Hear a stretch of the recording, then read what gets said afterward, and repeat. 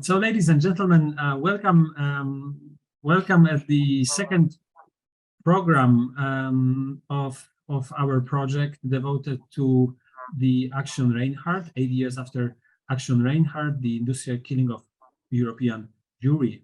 The program is being done in collaboration between Kraków, the Galicia Jewish Museum, the Johannesburg Holocaust and Genocide Centre, and the Ghetto Fighters House. So we have Poland, Israel, and South Africa.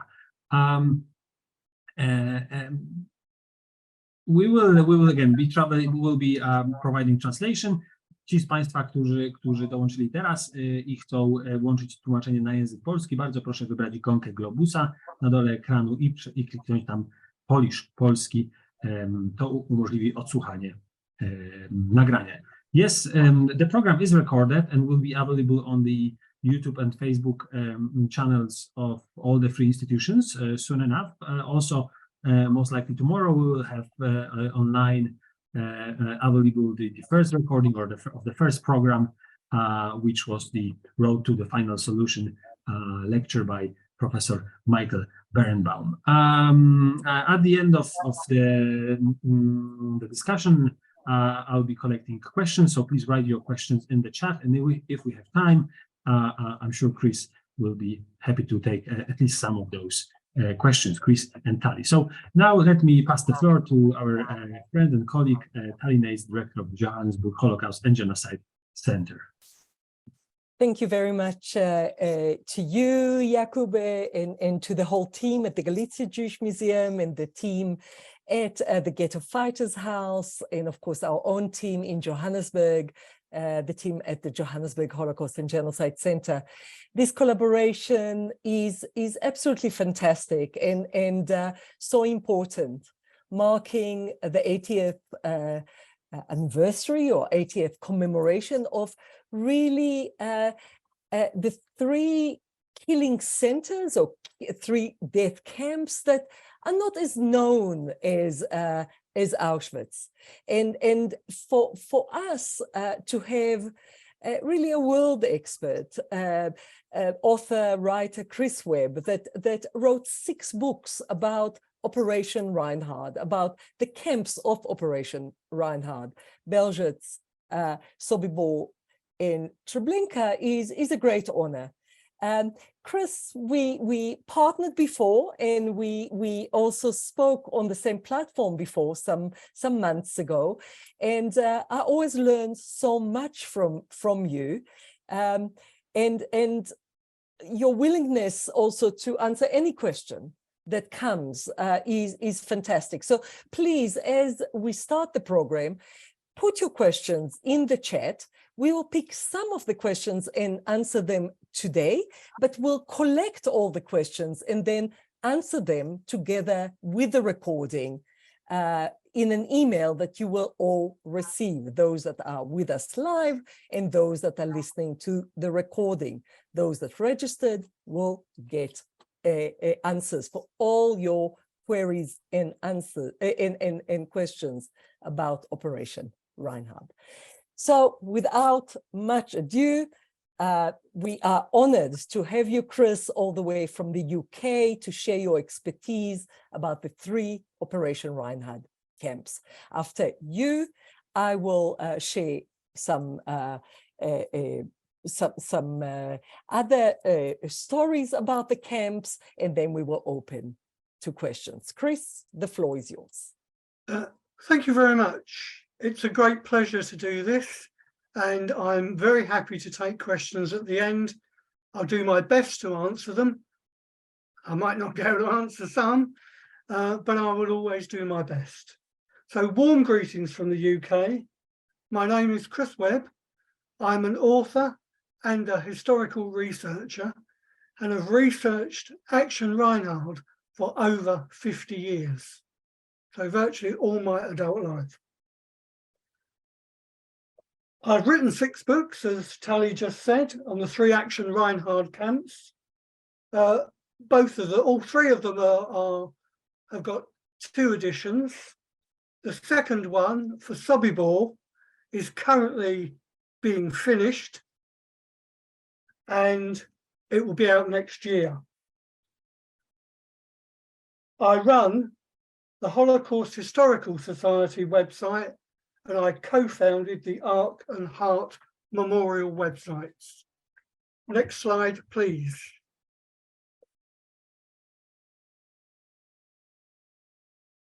Thank you. This is a photo, a wartime photo, of the Aktion Reinhard headquarters in Lublin,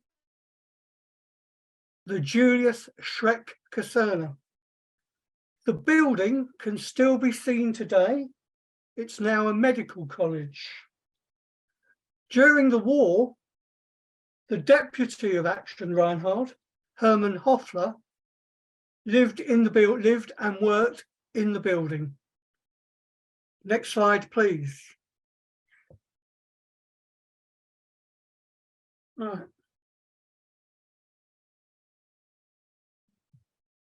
When the deportations from Lublin started in March 1942, it was not under the name Operation Reinhard.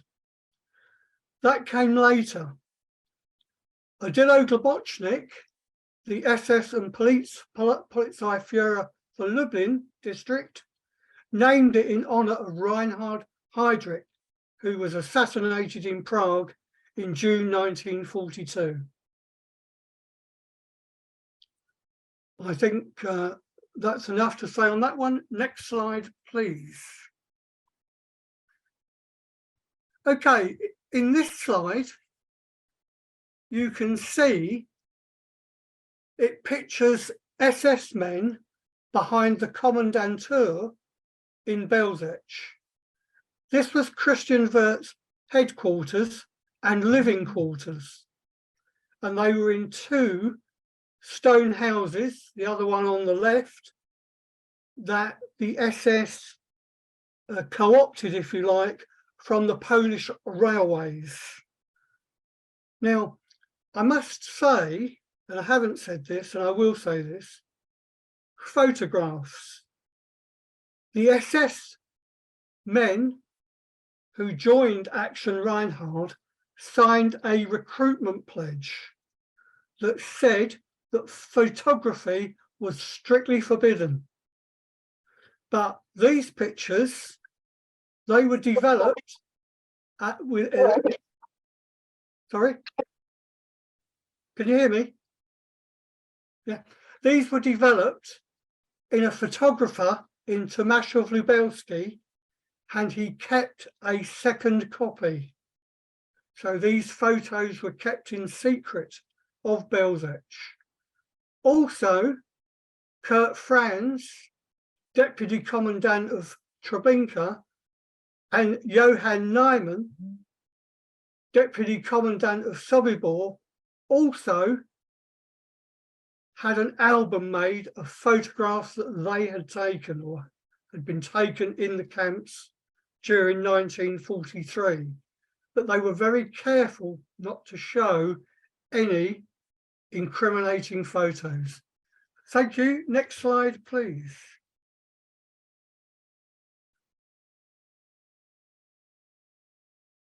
Right. Himmler, Kruger and Globocnik met up in Rastenburg and gave Globocnik permission to build a death camp at Bełżec. Many historians claim that Richard Tamala was responsible for Bełżec, but he wasn't. He was in fact in Russia at the time, working on SS strongpoints in the east, which was another project that Himmler had authorized Globocnik to carry out. Tamala, however, had been in Bełżec before. He was involved in the construction of the fortification line between the general government and Russia, known as the Otto line, and he actually lived in Bełżec. That's why I think some people think Tamala was involved, but he was not. We have written proof that he wasn't. Okay, next slide, please. You're going to hear a lot about Christian Wirth. Christian Wirth was no doubt the leading figure in not only the T4 mass murder program, but also a crucial figure in Bełżec, Sobibór and Treblinka. He developed at Bełżec the mass murder process, mainly through trial and error. But for example, they tried, and not many people know this, they tried using a gas van to murder Jews and undesirables from a Nazi point of view in the camp. But of course, it was found that the capacity was not big enough to handle mass transports from Lublin and other places. So I think that's what I mean, Wirth was a crucial figure in so much that he was a brutal anti-Semitic sadist, and he inspired fear not only in the Jews, but also in the SS staff that worked under him. He really was one of the most evil people that ever walked this earth. Thank you. Next slide.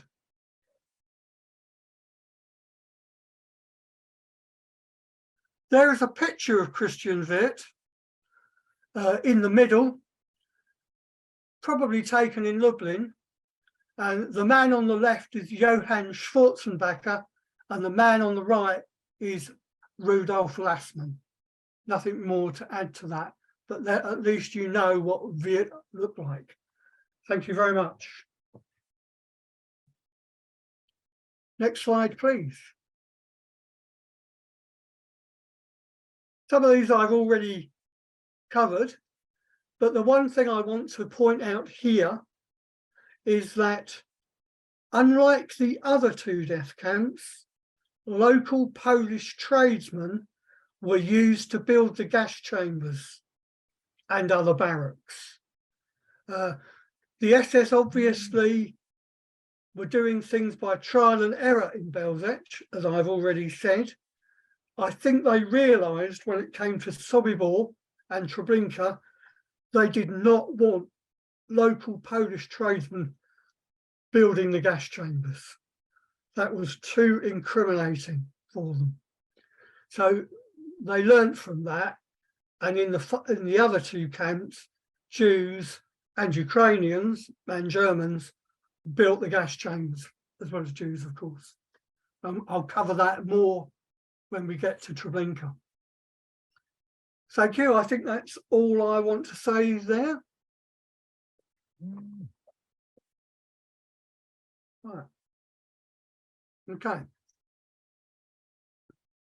What is unusual about all the death camps is that the Totenlager, the camp where the Jews were actually gassed, were completely isolated from the rest of the camp. Nobody who crossed the gates of those three camps ever came out apart from Viennik. Most people who went in there were killed or died. No one survived in Bełżec and Sobibór. And in Treblinka, a couple did. They escaped during the revolt. Do I want to add anything to that? No. I think that's enough for that slide. Thank you. Right. There are no photographs of the Bełżec or Sobibór gas chambers. So I've relied here on a drawing by my late friend Billy Rutherford, and this shows the second phase gas chamber at Bełżec, which had 6 chambers and was known by Stiftung Hackenholt, who I hope I pointed out to you in the picture earlier. He was the man standing right at the front of the picture. So apologies if I didn't, but that is a unique and rare drawing, but it gives you an idea of what the gas chambers look like. Okay, next slide, please. Right.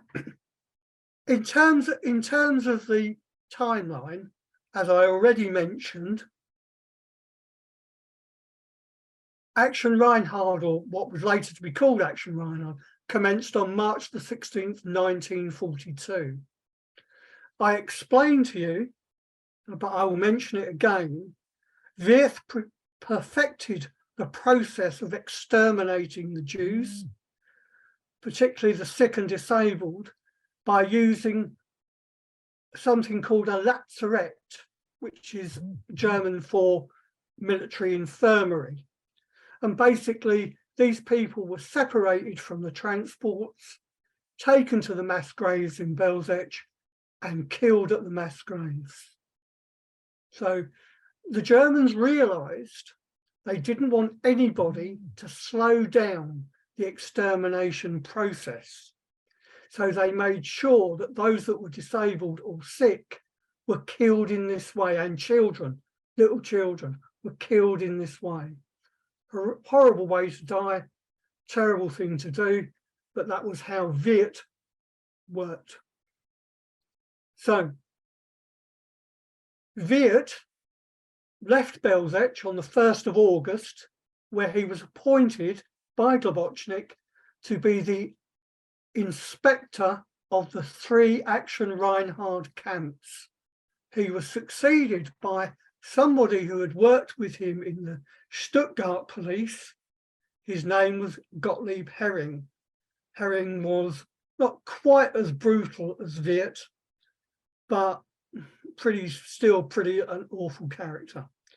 Now, I want to mention there's a famous visit by Kurt Gerstein, who was in charge of disinfection for the SS, and he visited Bełżec, so he claims, in August 1942.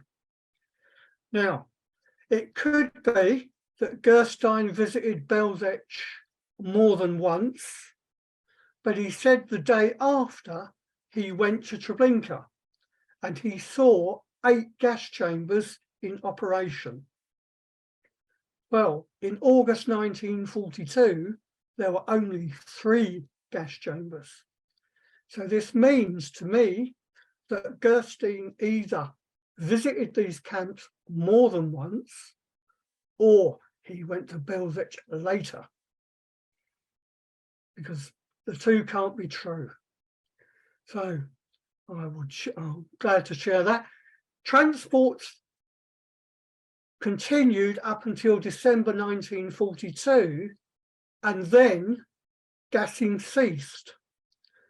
So it started in March 1942, it ended in December 1942. And in those 9 months, they killed 500,000 people. Now that is a terrible indictment of how efficient Bełżec was. After the gassing ceased, the focus switched to exhumation and cremation,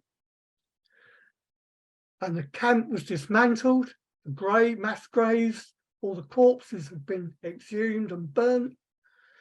Trees and things were planted on the site. Buildings were dismantled, and the camp, the workers were sent to Sobibór, where they were murdered on arrival. The camp officially closed on May the 8th, 1943, according to Polish witnesses.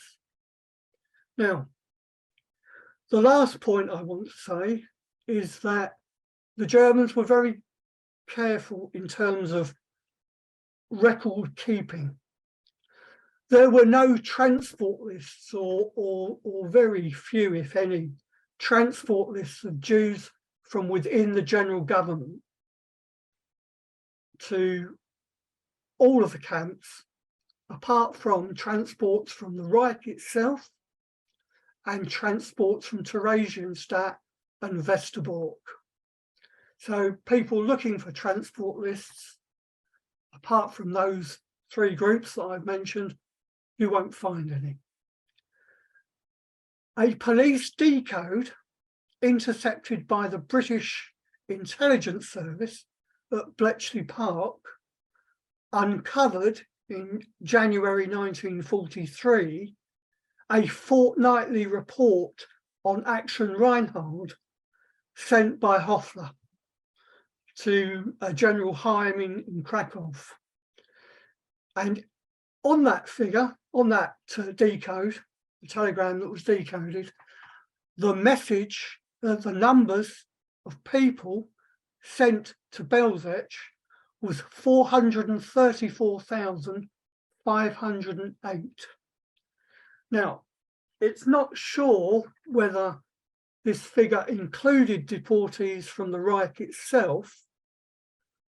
If it did, if it doesn't, then the number of people murdered in Bełżec is going to equate to 500,000 people.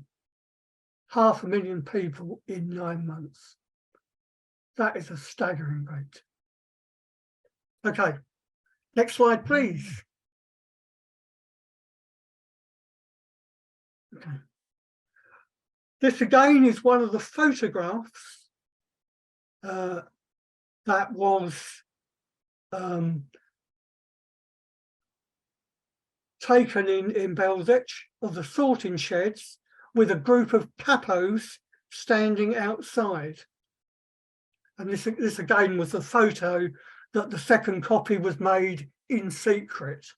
So at least this is one of the few photographs, certainly close up, where you can see members of the Jewish race in a death camp. So this is extremely important picture. Thank you. Next slide. Right. The most famous prisoner is a chap called Rubin, also known as Rudolf Rader. His real name is Rubin, and I was able to discover this in a pre-war Polish telephone directory. He probably changed his name to Rubin, from Rubin to Rudolf, to appear less Jewish when he did his memoirs. Now, he escaped in Lvov in November 1942, where he wrote his memoirs. This is the only written memoir of a Jew in Bełżec. There are no others.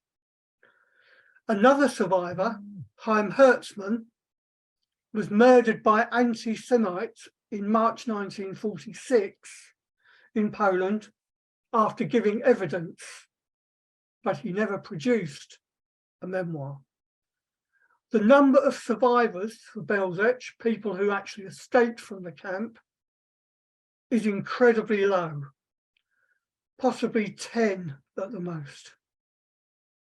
So out of 500,000 people, 10 people survived. So that is a very, very sobering thought. Thank you. Next slide. Right. This is a picture of Sobibór, a general view of Sobibór with the famous Forester's Tower in the middle, contained in the Johann Neyman photograph album, which was published in 2020, Photos aus Sobibór.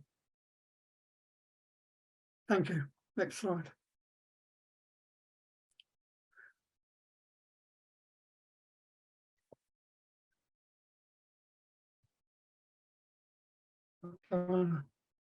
Right.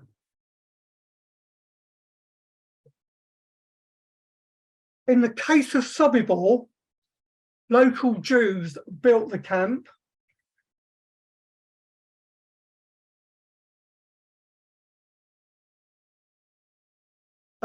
And Jews, local Jews, and a few Poles, but no one was allowed near the gas chambers. Richard Tamala, who I mentioned earlier for Bełżec, was in charge of this construction. These camps, all three of these camps, Aktion Reinhard camps, are not like Auschwitz. They're much smaller.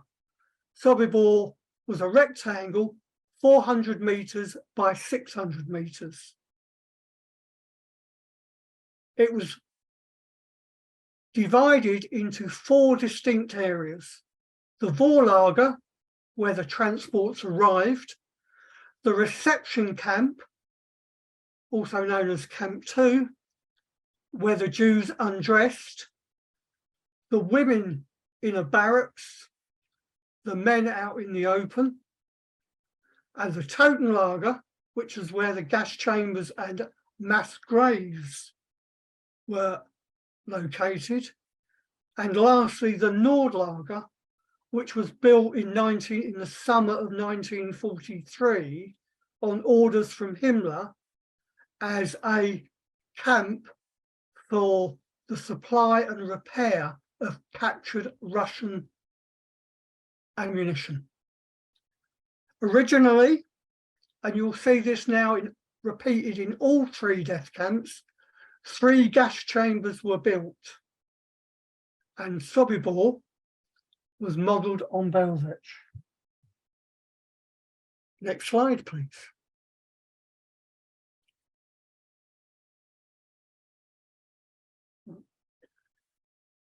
The chap in the centre there, next to the woman, is Franz Stangel, and he was the first commandant of Sobibór, and he was the second commandant of Treblinka. Stangel was involved in T4, where he served at Hartheim and Bernburg.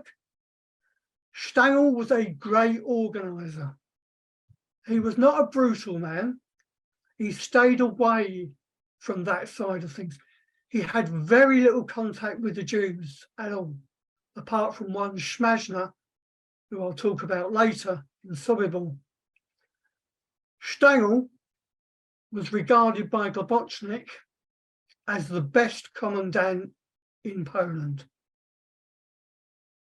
So he was not a typical Nazi. He was a planner, good organiser, and he was a murderer, but he wasn't a brutal sadist like Wirt and Kurt Franz that we'll talk about later. Okay, next slide, please. Some of that I've already said. Now, in terms of other members of the garrison, most notable, Karl Frenzel, Gustav Wagner, Eric Bauer, Kurt Belender. And I'll just go into a little bit of the fates of these 4 individuals. Frenzel was brought to justice. He was tried after the war in Hagen, Germany, West Germany, and he was sentenced to life imprisonment. Wagner escaped justice and fled to Brazil, where he committed suicide, allegedly, although there is some doubt about that. He was stabbed in the chest and he died. Some people think that Stanislav Smajna, who also escaped Sobibór and lived in Brazil, actually was responsible for his death. We will never know, because Smajna then committed suicide shortly afterwards. Eric Bauer, the so-called gasmeister of Sobibór, he was responsible for the gas chambers. He was a brutal sadist. He was also sentenced to life imprisonment in Hagen. Kurt Belender was brought to trial in Hagen, but on the eve of sentencing, he committed suicide. Now, and lastly, we'll mention the most famous Treblinka manor. Now, the Treblinka was an SS training camp in the Lublin district, which trained Soviet prisoners of war to man the death camps. And the most famous one of these men was undoubtedly Ivan Demjanjuk, who was tried in Israel during the 1980s, alleged as being Ivan the Terrible from Treblinka. He was not. And in the end, that was on appeal, his death sentence was overturned. But Ivan the Terrible, and I will also mention him later on, is actually a man called Ivan Marchenko, who never was brought to justice. And actually, in terms of the SS garrison themselves, only Hackenholt was brought to trial in Bełżec, nobody else. All the others went for pre-trial hearings, but the case was dismissed.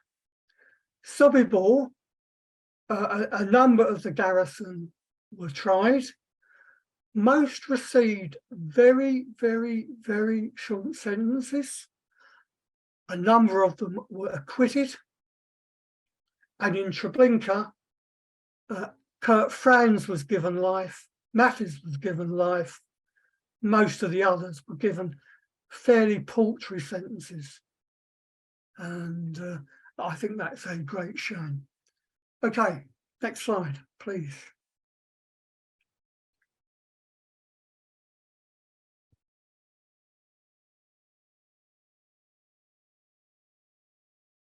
Right.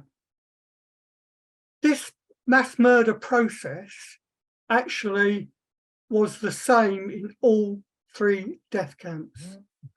Most transports arrived by train. Some local transports arrived in horse-drawn carts. Some arrived in trucks. Toisy Blatt arrived in Sobibór from the nearby ghetto of Itzbeka, and he arrived in a truck, not by train. So some even walked from local locations. Once unloaded at the ramp, taken to the Camp 2 where they undressed. From there, led through the tube, a barbed wire passageway that ran to the 3 gas chambers. You couldn't see in or out of the tube. And the Nazis actually treated the Jewish victims differently. The Polish victims, they harried and they hustled and they whipped and they ill-treated them and set dogs on them all the way through the process of being undressed and into the gas chambers. The Western transports, the Nazis treated differently.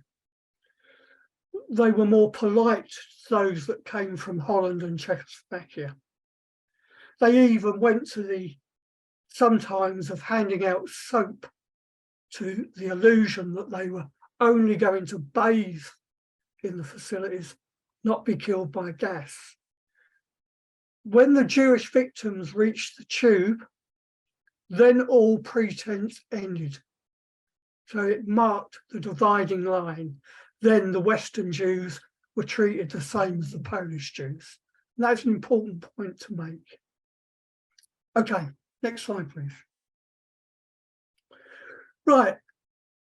So once again, in Sobibór, as in Bełżec and in Treblinka, 3 gas chambers started the process. There are no photographs of the gas chambers at Sobibór, and the best we have is another drawing by my friend Billy Rutherford, which shows the second phase of gas chambers at Sobibór. First ones were mainly wood on concrete structures. These were now built from concrete.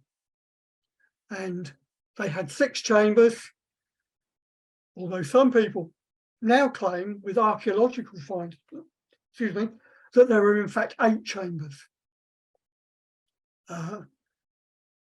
Perhaps, as in the case of Sobibór,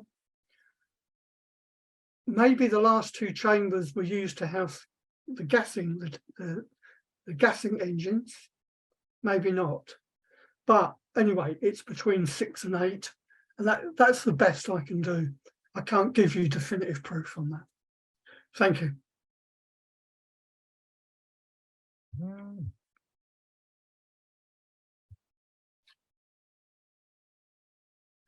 Right. Importantly then, the first transport in Sobibór, to Sobibór, arrived from the Polish village of Revolt, Polish town rather, of Revolt, on April the 7th, 1942, and then followed transports from the Lublin district. Bełżec, and not many people know this, but Sobibór rather, was actually regarded as an overflow camp for Bełżec. So it dealt mainly with Jews from the Lublin district. Stangel departed in late August to run Treblinka. Franz Stangel, another T4 member from Hartheim, arrived in Sobibór to take over command. He was an extremely large man, quite an obese man, and he was known by the nickname Trottel, which means idiot in German, because that's how he used to talk to the Jews and indeed some of the German staff. I've spoken about the gas chamber facility. That was also serviced by a petrol engine. Some people think diesel, but I think it was a petrol engine. And when they enlarged the gas chambers in both Bełżec and Sobibór, they went from 1 engine to 2. Now, very important, Himmler paid a visit in February 1943 to Sobibór, was pleased with what he saw, but thought the camp was under capacity. So he ordered that transports from France and Holland were also sent to Sobibór. In fact, 19 transports went from Holland between March and July 1943. And certainly for the transports from Holland, there are detailed transport records of every transport, which the Westerbork Museum has. Finally, the camp was expanded in the summer of 1943. Himmler wanted Sobibór to be changed to a concentration camp run by WVHA, not by Globocnik. Globocnik and Pol, who ran WVHA, were not keen on the idea, and they persuaded Himmler to let it stay as a death camp under the control of Globocnik, and in this camp was used to store and repair Russian arms. Thank you. Next slide, please.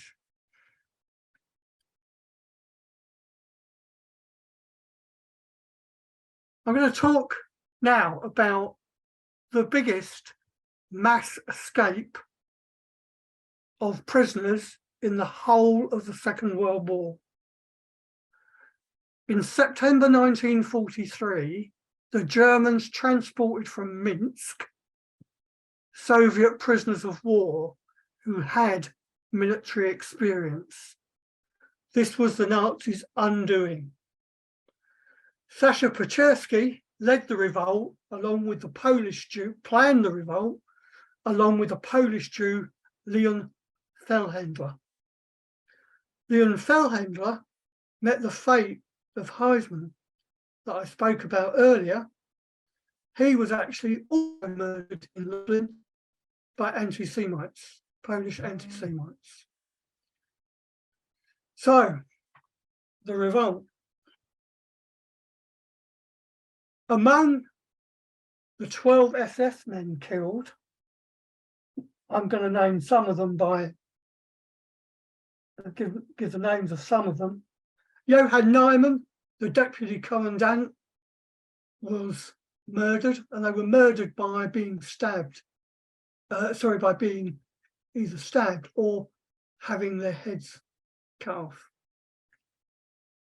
Rudolf Beckmann, the Oberscharführer in charge of Camp 2, he was stabbed to death by 2 Jewish prisoners.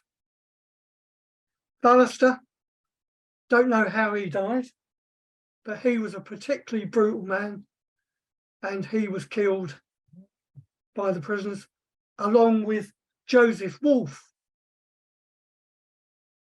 whose brother, Franz Wolf, survived. But all of these Germans were then killed and buried in the military cemetery at Helm, which is not far from Sobibór. A great many of the escaping Jews were murdered in the forests, not only by the Germans and Ukrainians who chased after them, but also by Polish anti-Semite partisans. That is a terrible thing to have to admit. Okay, so circa 700 Jews escaped, according to German reports.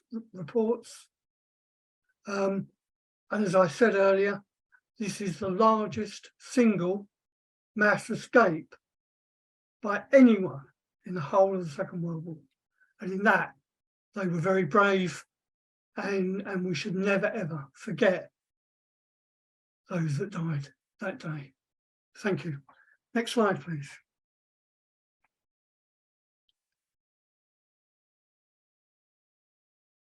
Right.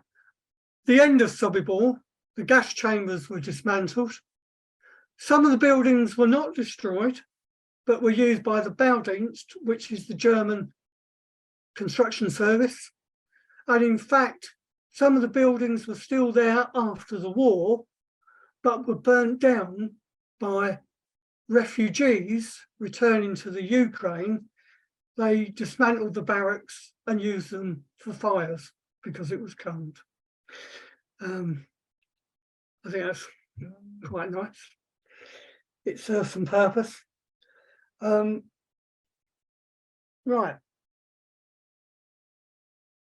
In November, Wagner led the execution of the remaining Arbeitsjuden who were murdered on the spot and then cremated by the Ukrainians.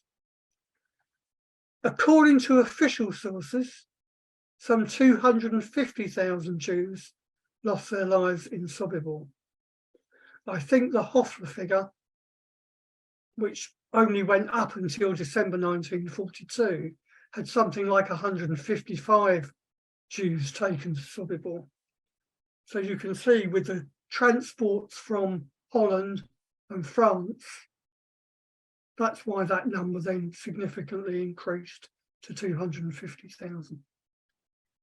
Thank you. Next slide, please. Okay.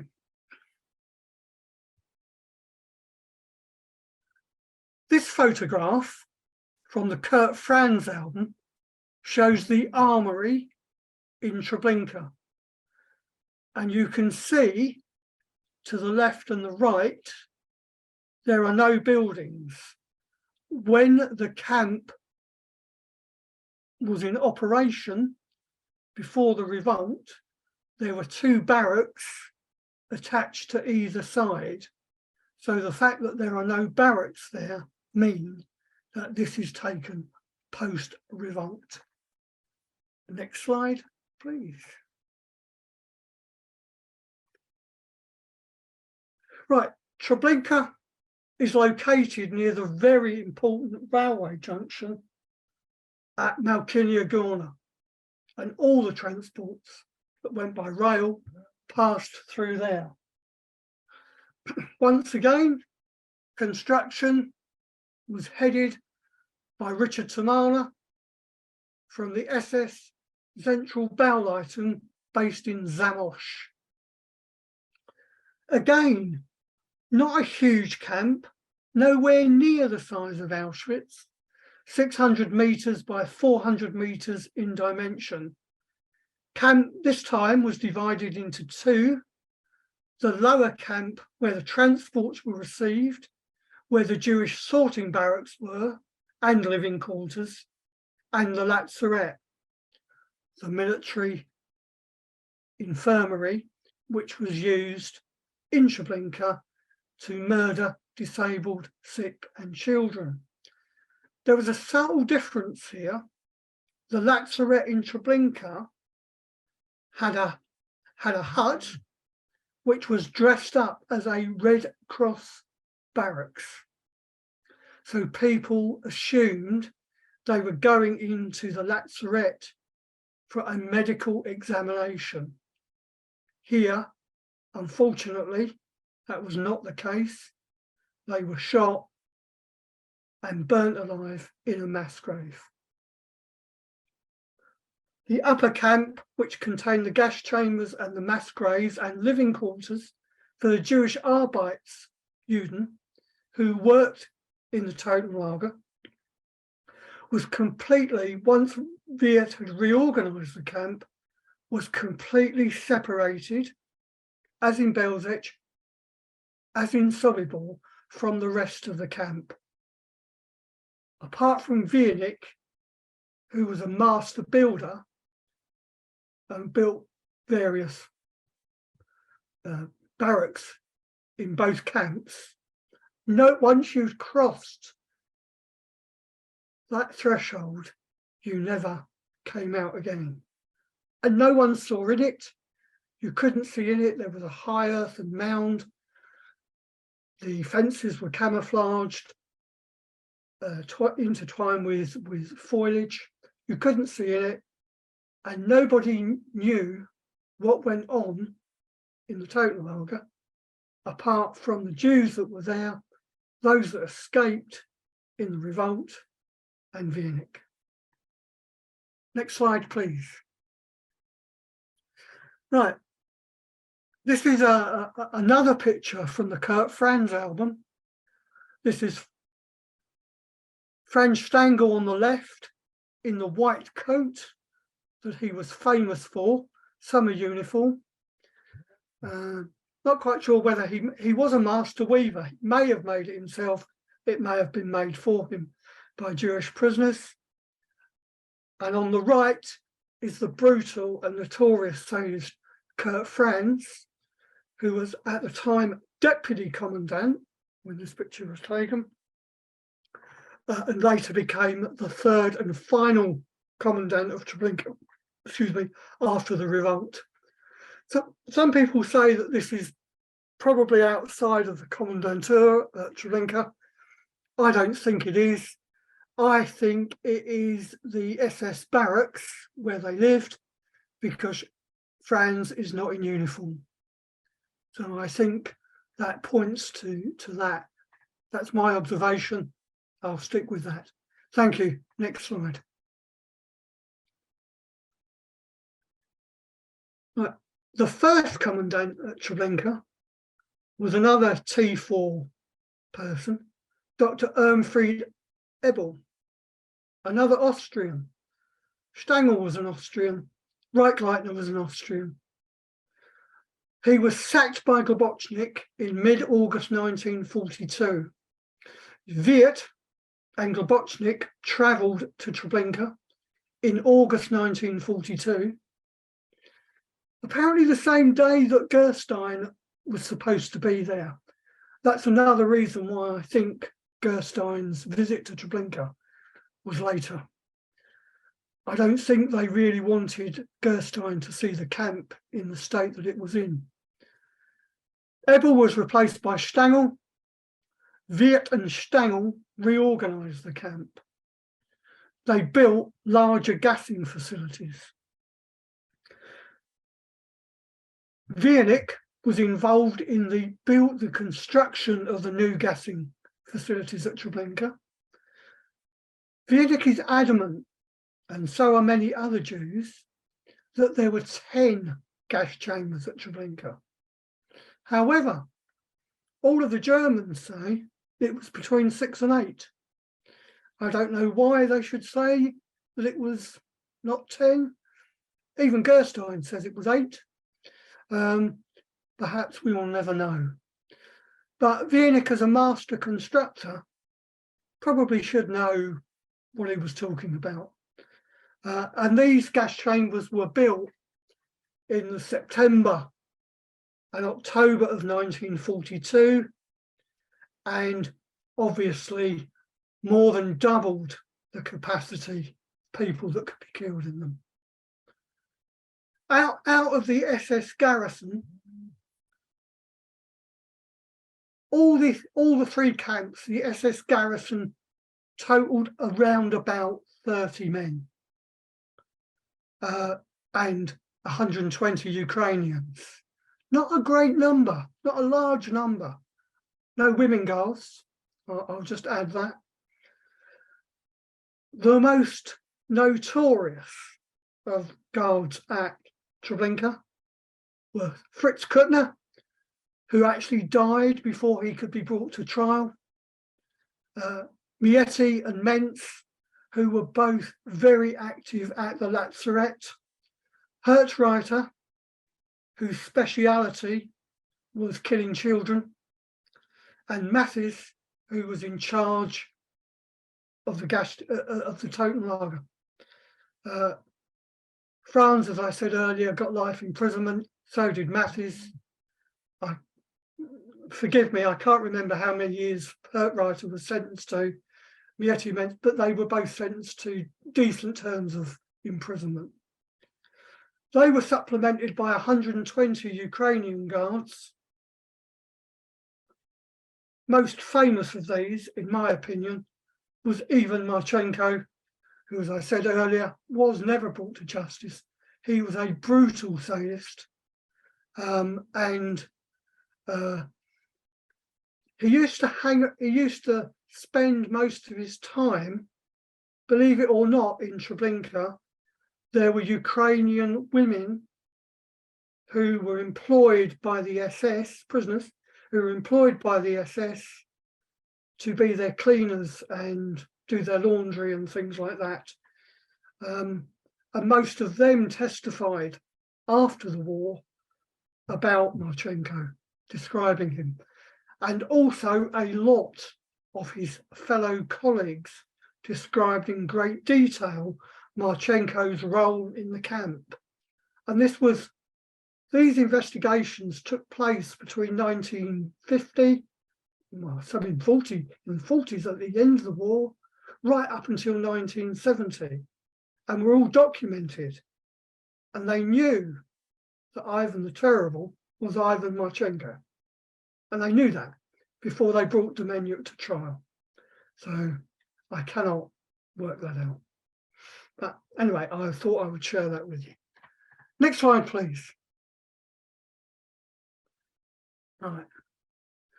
As in Sobibór, most transports arrived by train. Once unloaded, the arrivals were taken to be undressed. Women and girls in the barracks, men in the open. Then they went through the tube into the gas chambers. From a Treblinka survivor that I was in contact with, he told me the women always went first. Then they were followed by the men. Again, as in Sobibór and Bełżec, gassing was performed using carbon monoxide gas from Russian tank engines. Gassing took 20 minutes. They were then buried in mass graves. Following Himmler's visit, they were burnt on what is called roasts, which in fact were concrete bases with railroad tracks on them. And the bodies were stacked on top of the railroad tracks and then set fire to.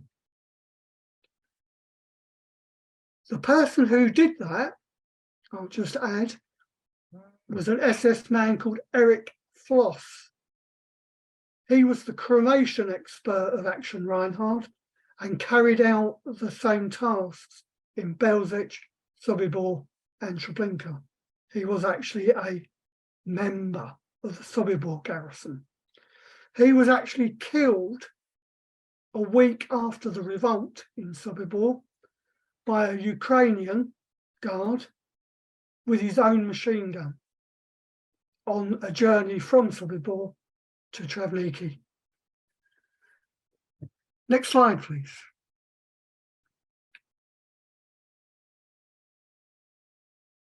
First mass transport arrived in Treblinka from the Warsaw Ghetto on July the 23rd, 1942. Thereafter, transports continued from Warsaw on a shuttle basis using the same train. Transports from Częstochowa, Radom, Kielce, Białystok, Theresienstadt and others followed. Following Himmler's visit in early 1943, he obviously did a round-trip visit to Sobibór and Treblinka. Transports from Greece and Macedonia were diverted to Treblinka. Himmler was quite impressed with Treblinka, but was dismayed to find out that the corpses had been buried, not burnt, and he ordered the corpses to be exhumed and cremated, and that formed most of the activity for 1943. Not all, but most. Next slide, please.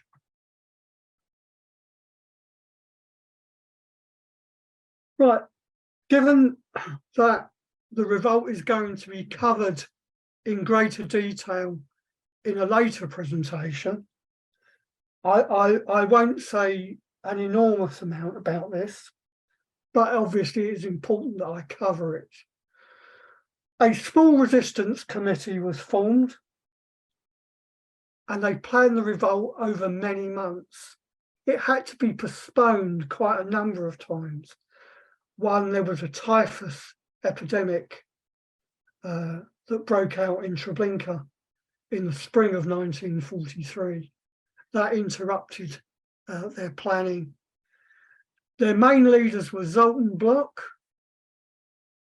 Galeski, Marcel Galeski, Lublin, Karatsky, Kurland, and Dr. Leichhardt. All of those died in the revolt. Not one survived. It's only due to my recent research. Bloch is better known by the name of Zelo, short for Zelomir Bloch, and he came from Prešov, and he also served in the Czech army. Me and my co-writer of the first book on Treblinka did some research. We checked with the Czech military archive. There was no Zoltan Bloch in the military, no Zelo Bloch in the military, but there was a Zoltan Bloch. We know that Bloch was a photographer in Prešov. We know that Zoltan Bloch was a photographer. So in cases of probability, we believe that Zoltan Bloch is his true name. In terms of the revolt itself, some wooden structures and fences were set on fire. Petrol station was destroyed by a huge explosion, but the upper camp was untouched. The gas chambers themselves were not damaged. Circa 200 Jews escaped, 60 alive at the end of the war.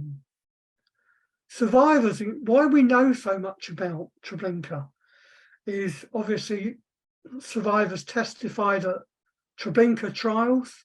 They testified at Eichmann's trials. Someone's covering up my printer. Right. Circa 200 Jews, 60 arrived alive at the end of the war, as I've said.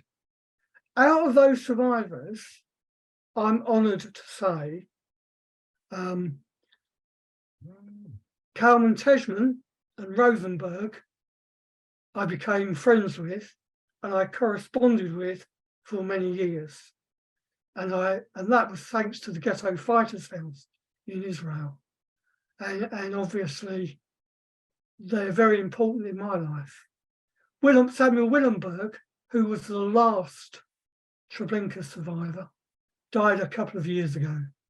And now there are no one left to ask any questions, no one to give any answers that were actually there. And what I found with dealing with all of with certainly Tejman and Rosenberg, that I had a lot of dealings with, is that they were fantastically honest. If they couldn't remember something, they said they couldn't remember. If they didn't know something, they said they didn't know. They didn't make it up. They didn't try to embellish things. They just told it as it was.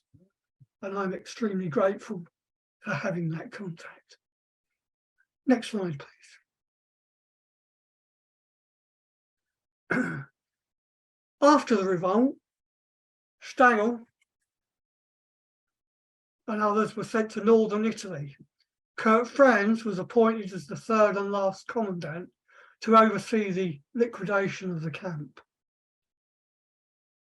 Transports from Bialystok arrived after the revolt, were the last to be dealt with in Treblinka on August the 21st, 1943.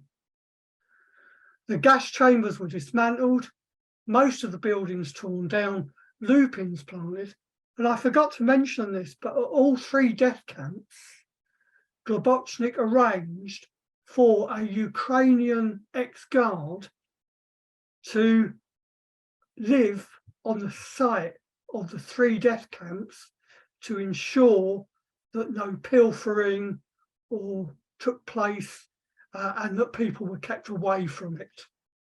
So that's quite an important point.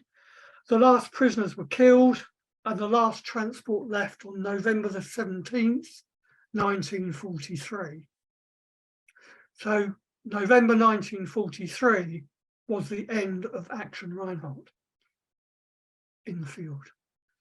Next slide, please. Conclusion. We will never know precise numbers, apart from Bełżec with the Hoffler telegram. All the gassings had been ceased by then. But it is estimated that the final death camp total in Treblinka was at least 885,000 Jews. Some people think more, some people think less.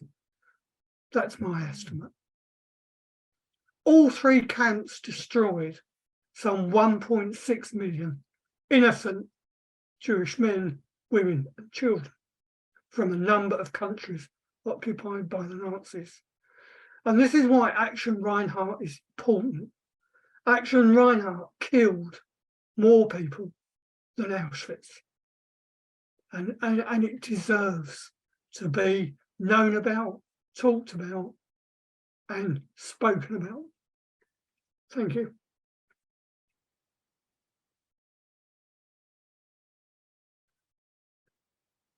Thank you all for listening. I hope I didn't go on too much. I just wanted to show you this last picture. Also from Treblinka, from the Kurt Franz album. The building in the middle with the strange roof is a zoo. The Germans in Treblinka built a zoo for their enjoyment. They also built a beer garden for their enjoyment. And that I find one of the most chilling things about the Nazis. So I'm happy to take any questions. I hope this presentation was beneficial. I certainly enjoyed making it, and I'm grateful to pass on my knowledge to people. Thank you.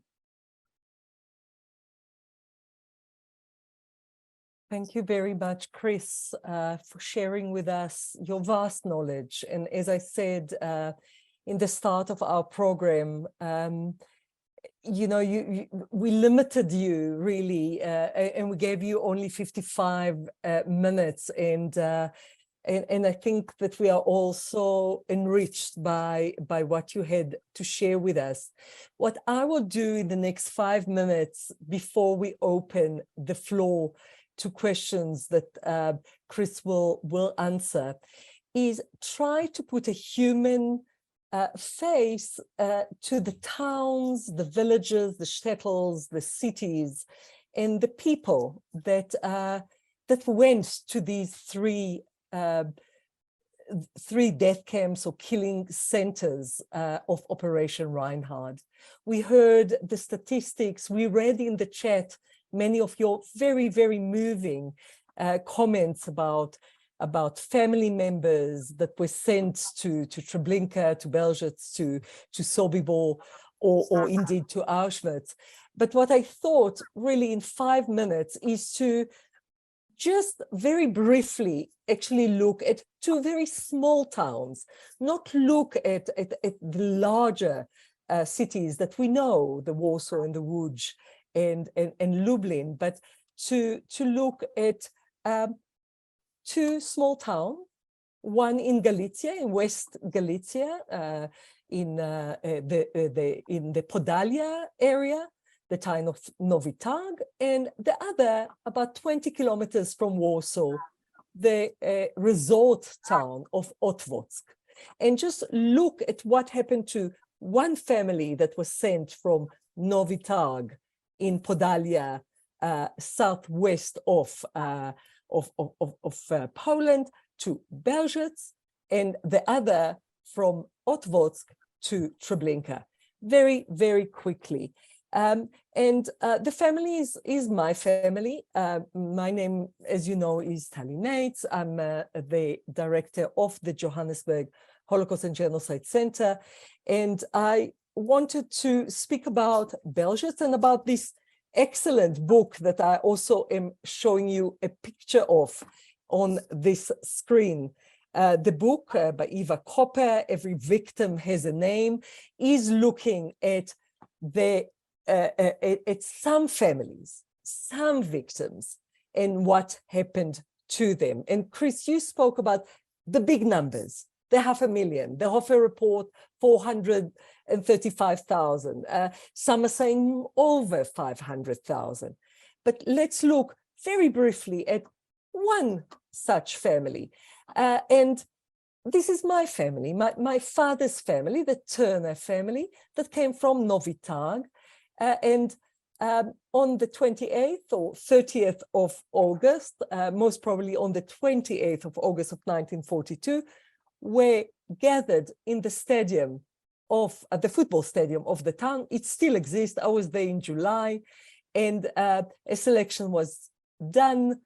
Those selected to deportation and murder, immediate murder, were sent across the road to the train station and then to Bełżec, murdered most probably 2 days later on the 30th of August of 1942. My father and my uncle survived. They survived many, many camps, and in the end, saved by Oskar Schindler in the last camp, Brunlitz, and liberated by the Soviet army. But my grandmother, Eleonora, and my aunts, Hela and Zilla Turner, and of course, many, many other members of the family were murdered in Bełżec. I was there at the opening of the memorial, and I was there again just a few months ago. And what I wanted to end with and connect to Chris's very moving presentation is to show you this map of all the towns throughout Galicia and beyond, the cities, the shtetls, the villages that were sent to Bełżec, where they were murdered. And I thought that in itself, just telling you very briefly about 10 members of my family that were murdered there that I know of. I'm sure that there were many, many, many more, but I do not know their names or when did they go to Bełżec. But that will give you a little bit of a feel of beyond the numbers. How do we speak beyond the caption, beyond the number? The other case that I want to very briefly speak about is the case of the town of Otwock. If you have not visited, I really recommend to visit. It's a beautiful small town, one of the largest centers of wooden houses actually in all of Poland. And it is, as I said, just 20 kilometers from Warsaw. It was always known for its medical institutions and sanitariums, and was regarded actually as a health resort for Jews before the war. The population, the Jewish population, by the way, was half of the town. The town's population was less than 20,000, and 10,000, more than 10,000, were Jewish, just to go back to the essence of a town. Very quickly, we have quite a lot of pictures from Otwock and diaries and memoirs. I do not have time to cover that, but really recommend for you to read about this town. It is fascinating, the story of that town. The German army entered very early on the 14th of September of 1939, much before Warsaw, actually 2 weeks before Warsaw.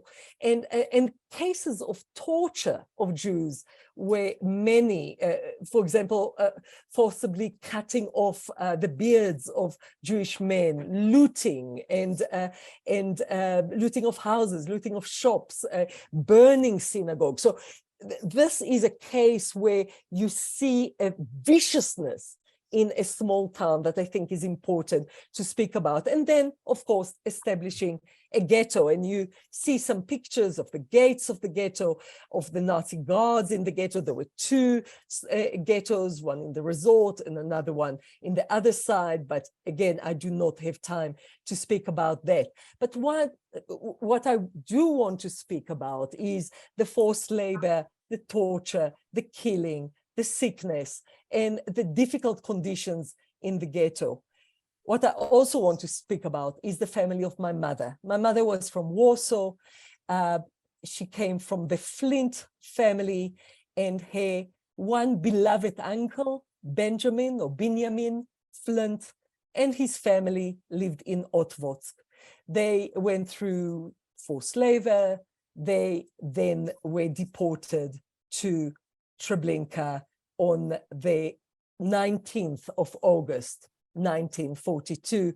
And the picture on your right is the only picture that we have of the gathering of about 8,000 of the Jews. And you see them sitting on the ground next to the railway track, about to go to Treblinka. And I think this is really an important picture to connect to what Chris told about, arriving in Treblinka and seeing this, the moments, the hours before being deported to Treblinka. Amongst them, as I said to you, was my mother's family, my great uncle, Benjamin Flint.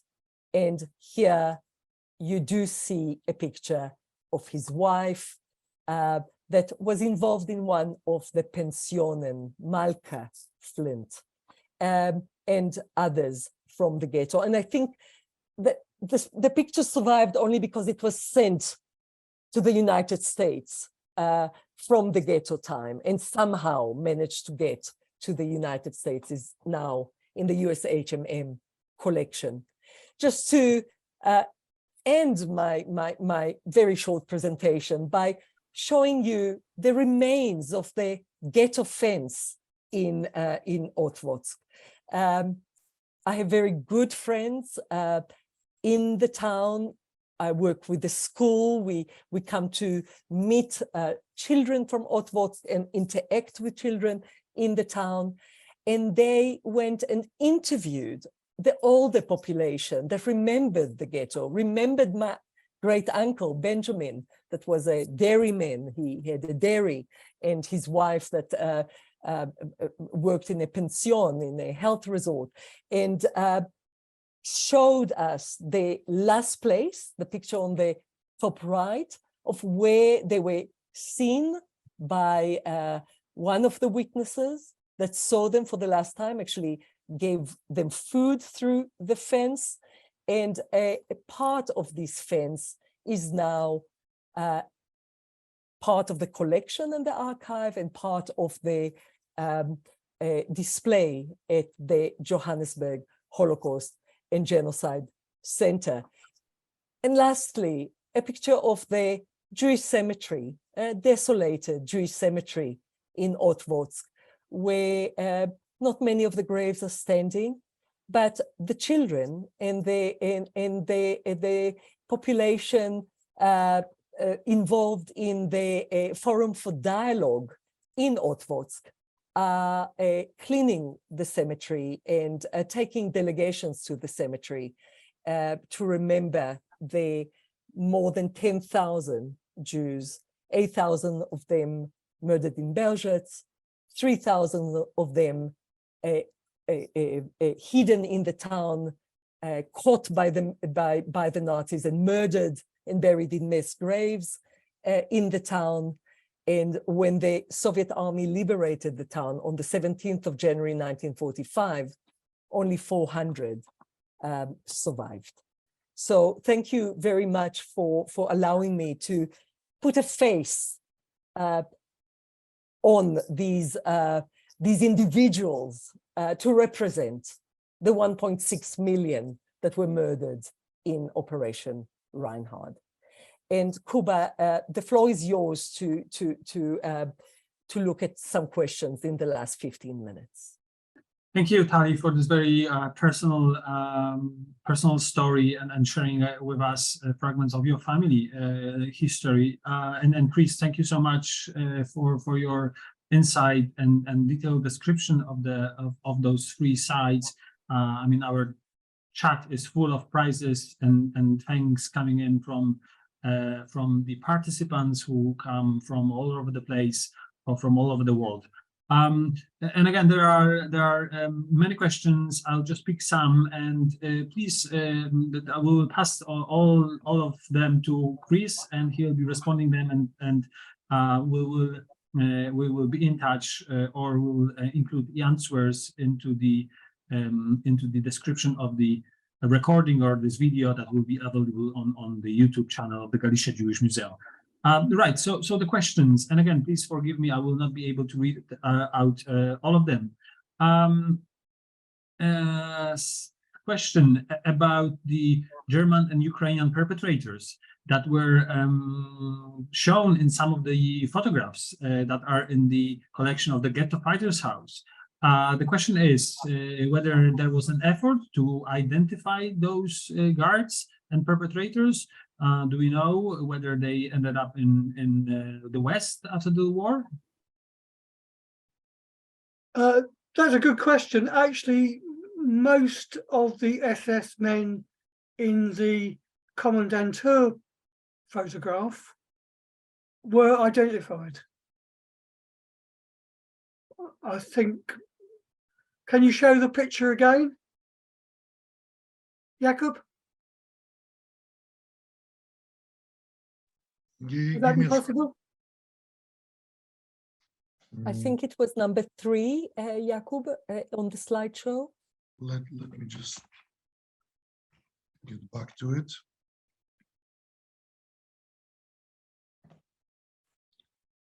So in the meantime, maybe we can skip and ask and focus on the other question. Were there any blueprints or invoices found for the death camps like those discovered for Auschwitz? Right. There have been no blueprints discovered. In the case of Bełżec, I've only been able to locate 2 documents, which are both lists of possessions and things plundered by the Nazis.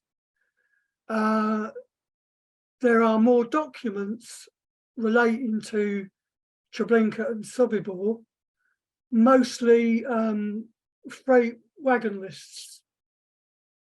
But in the case of Bełżec, no wagon lists survived because in 1944, all the documents regarding transports from Bełżec were kept at Bełżec station, and it was destroyed by a Soviet fighter, completely destroyed. So all the documents were lost. So all there are from the camps, there's not much, to be honest. There's not many documents. There's a couple of documents from Ebel regarding Treblinka. There's a couple of documents from Franz regarding Treblinka. But documentation regarding the death camps is few and far between. There's certainly no blueprints of the camps or of the gas chambers, as there are in Auschwitz, sadly. Just Thank maybe to add just very briefly that Gita Sereni's book Into the Darkness, the interview with Franz Stangel, is highly recommended. If our listeners did not read it yet, it is a book that I would recommend, apart of course, Chris's books about the camps. Thank you. So, Chris, if we can just get back to the issue of the perpetrators in just a few lines, because again, I'm terribly sorry that we're running out of time. Right. From memory, you have to trust me on this, is that out of that photograph, of which there are 1, 2, 3, 4, 5, 6, 7, 8, 9 SS men, I've been able to identify the guy in the front there is a guy called Tauscher. The guy there is called Gringas. The man behind him is called Fikes. The man there in the center is Zerka. Lawrence Hackenholt, the most famous one who disappeared at the end of the war, never been traced, is there. He built the gas chambers. And that one there is a guy called Daxel. The other one I don't know. Most of them, some of them committed suicide. Tauscher committed suicide. Gringas was killed in action in the war. Zerka was brought to trial. Hackenholt never traced, never brought to justice. Daxel died before all the trials. So that's answered that question. Thank you. And the last question that we take, and again, I'm terribly sorry that we won't be able to take all of these, but perhaps in our next 2 sessions we'll be able to look in some of those look into some of those issues. So the last question is about the numbers of survivors. The question is the number of Jews who escaped from Sobibór managed to live until the end of the war. There are many different reports ranging from just under 50 to close to 90. What accounts for this discrepancy, and what was your source for the number of the survivors you shared with us? Right. In terms of Bełżec, we'll do all three. We reckon that there's no more than 10, but there were no mass revolts at Bełżec. So these were individual escapes from people that we know about from other people's testimony. And of course, Rudolf Rader and Chaim Hersman, that we know about them. In Sobibór, I'm just writing about Sobibór, so I should know this. There were quite a number of individual escapes. There were 2 escapes in Sobibór worthy of mention. One, the revolt itself, and one was the escape of the Vold Commando in July 1943, when between 8 and 10 Jews escaped in that. And then, of course, the mass breakout. I think the number is more like 80 odd in terms of Sobibór. And Treblinka, I think I gave a figure of, was it, I can't remember the figure I gave for Treblinka. Let me check my notes.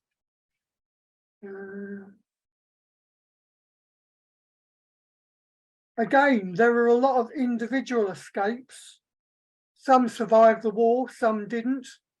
One of the most famous ones was a guy called Abraham Krzypicki, who spent 18 days in Treblinka at the start of the camp. He escaped, and the normal method of escape was he escaped in the trains carrying the clothes to Lublin, to the old airfield, to be sorted. He escaped from that. He actually died in the Warsaw Ghetto Uprising in 1943. So there's about 80 odd people there, maybe more, maybe less. I'll confirm that for people when I answer people's questions. Wonderful. So again, at this point, I'll be forced to thank you all for spending this evening or morning or afternoon with us. Most of all, I'd like to thank Chris Webb and Tali Nates for their presentations and insights. I'd like to also thank Madin Shaher from the Ghetto Fighters House, our partner in crime in organizing this program. And at the end, I'd like to thank some of my colleagues from the Galicia Jewish Museum, Ada Kopycz-Pawlikowska and Kuba Katulski, who've been working on this program. And last but not least, big thanks to our translator, Adam Musiał. This is not the last leg of this entire series, so please put into your calendars the next one. On January 18th, we will be talking about Treblinka and most of all about the resistance. We will have various speakers, Professor Collins Study, Collins, Dr. Tamara Hood, and Jaron Zur. So we already inviting you for this program on January 18th. Please look for emails and newsletters with the details. And again, thank you so much for spending this 90 minutes with us. Chris, Tali, thank you so much for your presentations. A pleasure. Have a good rest of your day and be safe. Thank you so much. Thank you.